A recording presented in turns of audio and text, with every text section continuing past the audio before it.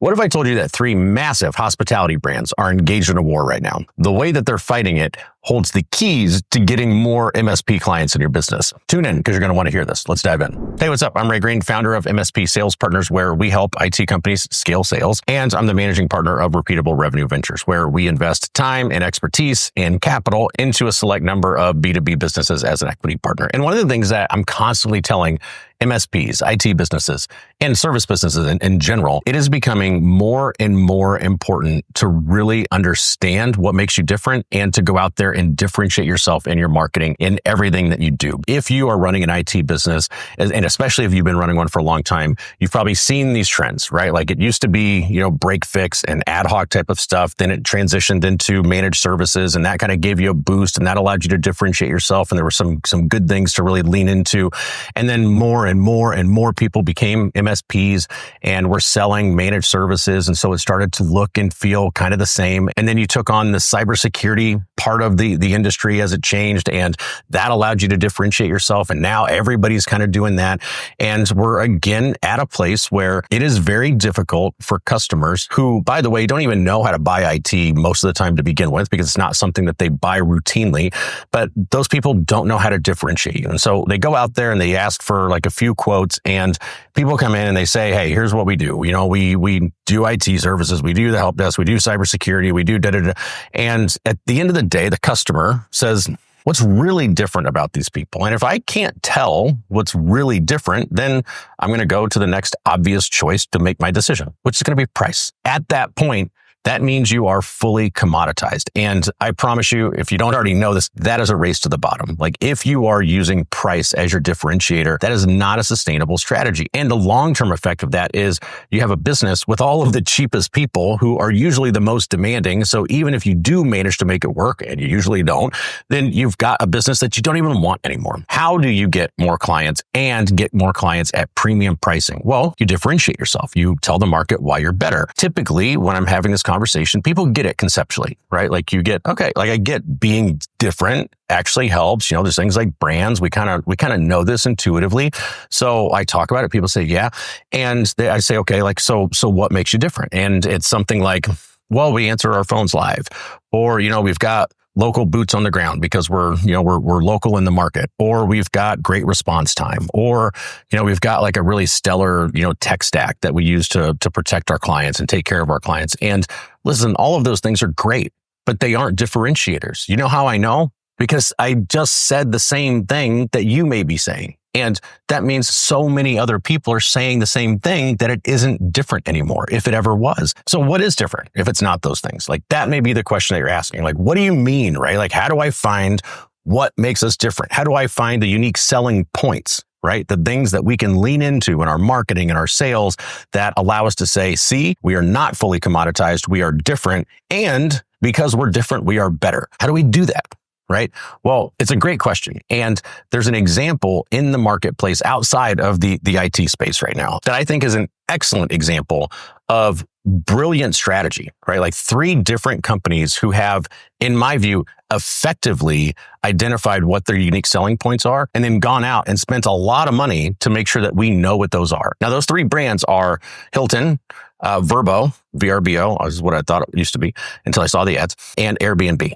These 3 companies on the surface are basically companies that you pay to find a place to sleep, right? When you're on business trips or you're on vacation, at the end of the day, like all of them basically provide a place for you to stay. If that's the only thing that I think separates them, then obviously I'm probably going to look up the area that I'm going to, and I'm going to look at the different options, and I'm just going to pick the cheapest one, right? Like that's the natural buying process if I don't understand the differentiators. Now, what they've done is said, nope, this is our strength, right? And we are going to basically attack. Like we're going on the attack. We're going to differentiate ourselves to the market. We're going to tell them why we're different, and we're going to tell them why we're better.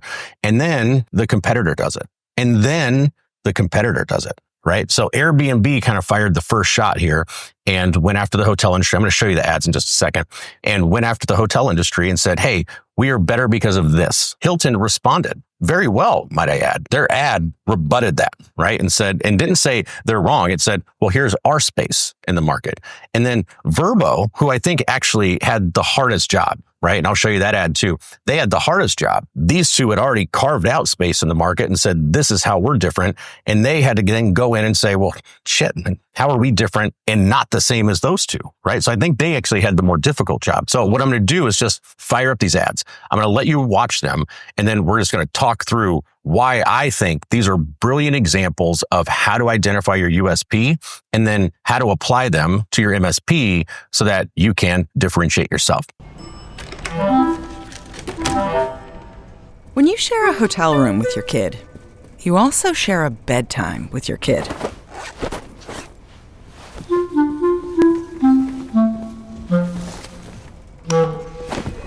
But if you get an Airbnb, you get to pick your own bedtime.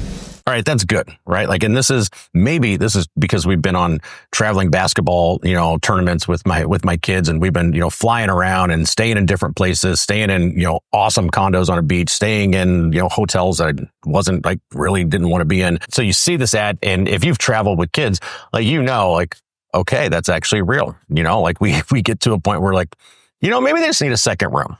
Okay. Like if we're going to go to a hotel, maybe they just need a second room for the boys or something like that. So this resonates. They took on the whole hotel industry with this ad and said, we are different. Like this is how we are different. And they took a sliver within that difference, right? Like just a sliver. And they found a piece that, at least for me and other parents that I know, they said, yep. That's a thing, right? Like it's got them zipping up the pajamas, and because who really wants to watch Disney movies at the end of the night, right? Like we want to go do what adults do. And the first time I saw it, I thought, damn, that's really good.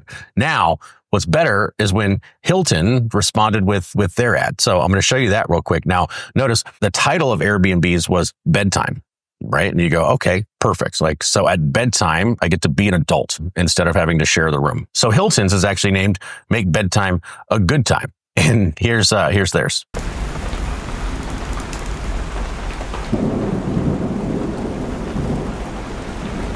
Mom, whose room is this? Oh, I don't know. When you want bedtime, to be a good time. Good night, sweetheart. It matters where you stay. Conrad Hotels and Resorts. Hilton for the stay. All right, so Hilton fires back, right? And I think it's a great ad because they said, okay, that's going to be the unique selling point that you lean into. Here's what we're going to do. We're going to identify what within our service, the product and the service that we provide, what either neutralizes that unique selling point or flips it all the way around. Whereas Airbnb leaned into, having some autonomy as an adult and flexibility and the independence to kind of choose your own bedtime. So the trip that you're on is actually more enjoyable for a longer period of time. It's not just at the end of the night, we shut it down. And Hilton, on the other hand, leaned into some reliability, safety, security, what you're going to get. So one is aimed at parents, better time, got it. The other is, hey, predictability, right? And safety and security and consistency. You're not going to show up and be like, this isn't what it looked like in the pictures. And again, if you've ever had this experience, then right? It's a if you know type of thing. I've shown up to Airbnbs and said, all right, not exactly what I wanted. Now, many of those were on business trips, they're either rooms or they're apartments or something like that. But I learned this lesson a while ago. Really got to, dig into, the reviews and, kind of take a look if it's a new area, what neighborhood am I in, type of thing. So if you've done this and you've experienced it, then Hilton's done a perfect job of saying, here's our space. Here's our market. Here are our strengths. And at the same time, here are their weaknesses. Airbnb takes their first shot. Hilton fires back. Now, Vrbo, in my view, like I said before, actually has a harder job because Vrbo does something almost identical to what Airbnb does. And by some definitions, they have less inventory. They don't have as many options. You can only rent whole houses. You can't rent a room. So you look at it and you go, gosh, we do basically what Airbnb does, but we don't even have the same access, or the same inventory or the same options that they have. So they're bigger and give people more choices. So how are we going to differentiate ourselves? And we can't even say we're not the hotel because Airbnb claimed that space, right? They claimed the space of not a hotel. Vrbo's got to identify something else. Now, here's their ad. Oh, is there a pool? Check-in time is 3. It's 2:55. I know. Is this what he's doing now? Have a seat. As your host, I have some rules. First, no showers longer than 5 minutes. This isn't a spa. There's no streaming, only cable television. Any games for the kids? No games, no fun. The kids aren't even allowed in the house. That's the rule.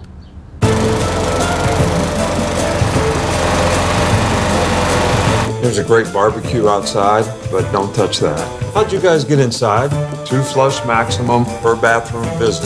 Yes, Coach. You guys got about 10 minutes because this is daddy time in the tub. Meanwhile, at a Vrbo, when other vacation rentals make you share your turf with a host, try one you have all to yourself. Boom! Like, that's slick in my view. They said, damn, all right, what is the difference, right? And they even took what might be considered a weakness. They've got fewer options. They've got less inventory. And they said, no, you know what? That's going to be our strength. We're going to turn that weakness into a strength.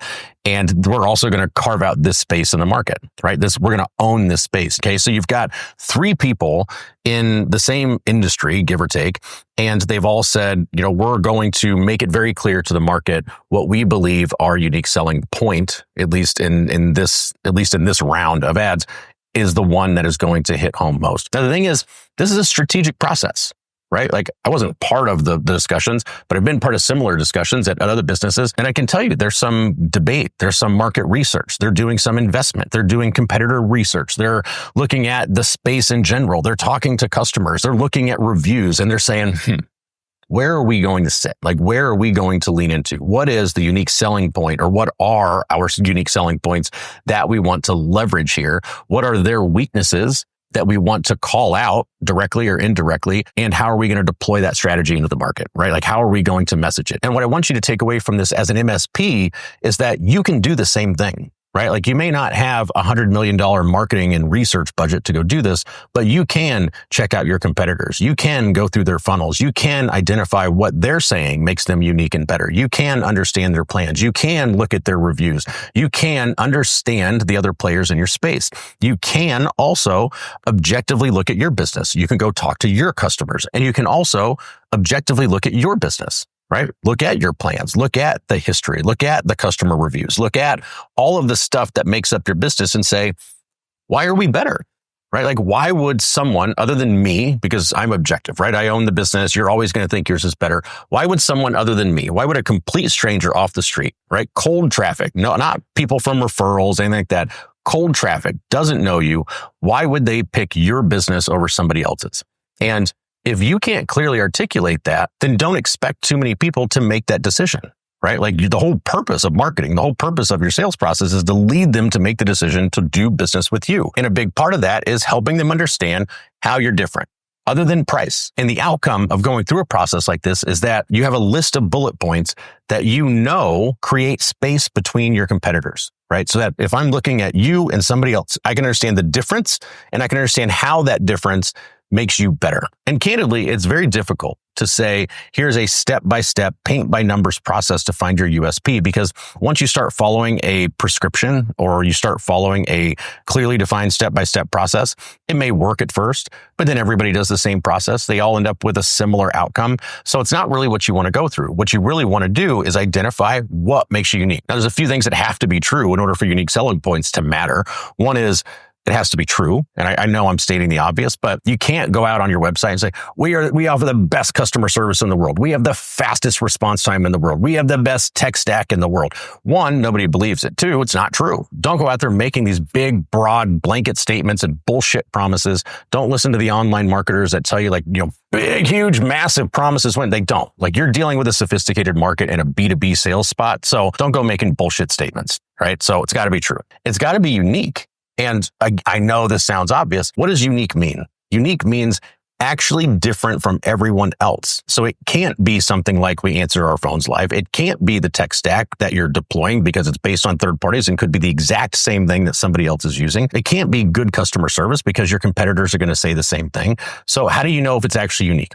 A quick test. Can your competitors claim it on their website? True or not? but like, can they claim it? If you find something that your competitors can't even claim, you know you've got a really good unique selling point.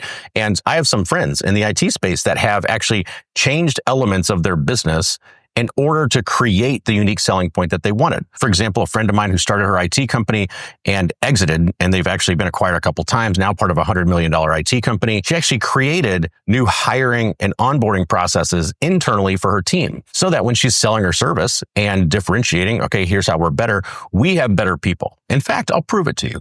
Here's how we find people. Here's how we train them. Here's the caliber of the group. Here's the culture of the organization. So she did something in the business to make it different and then used that as a unique selling point. And she made the process up. So no one else can even claim that they have that same process. It was hers, right? So think about these ads, right? Can Hilton claim to have the same unique selling point as Airbnb? Well, not unless you're buying suites, right? Which isn't like who the ad is really aimed at.